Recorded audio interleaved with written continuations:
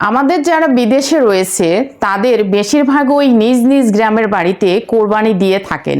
এটা একটি প্রশংসনীয় কাজ বটে, কেননা এতে গ্রামের অনেক গরিবরা যারা বছরের অধিকাংশ সময় গোস্ত খেতে পারেন না, তারা এই সময় গোস্ত খাওয়ার সুযোগ পাবেন, যা তাদের পুষ্টি যোগান দিবে।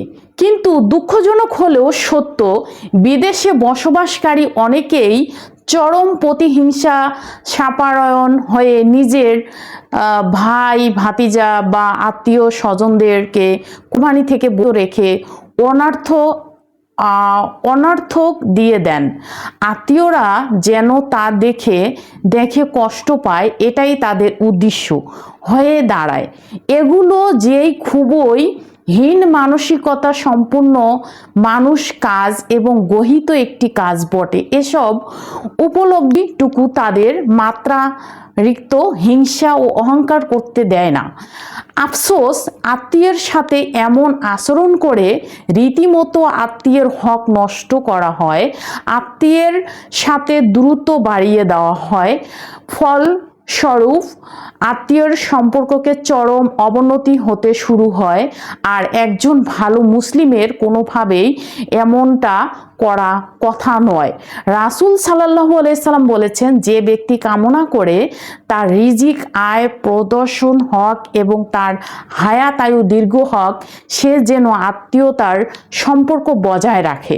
আমরা দিন দিন এই গুরুত্বপূর্ণ হাদিসের উপর আমল কমিয়ে দিচ্ছি, অথচ আত্মীয়তার সম্পর্ক রক্ষার মধ্যে আয় এবং আয়ু বৃদ্ধির মতো দুটি অতি গুরুত্বপূর্ণ বিষয় জড়িয়ে আছে।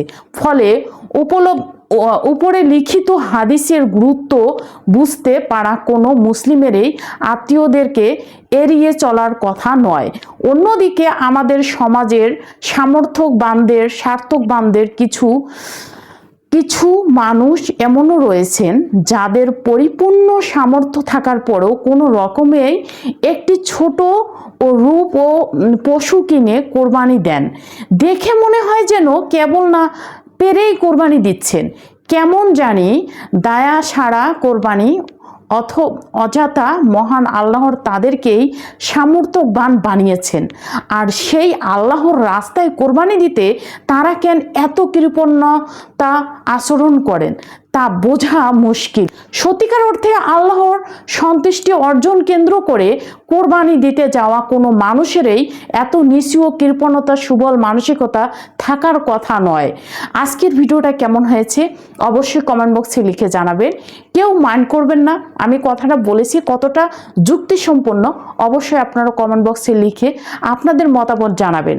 আর আমার ভিডিওটা কেমন হয়েছে আপনাদের অবশ্যই জানাবেন এবং শেয়ার করতে কেউ ভুলবেন না, লাইক কমেন্ট করতে কেউ ভুলবেন না। আমার পেজটা এগিয়ে নিতে সহযোগিতা করুন।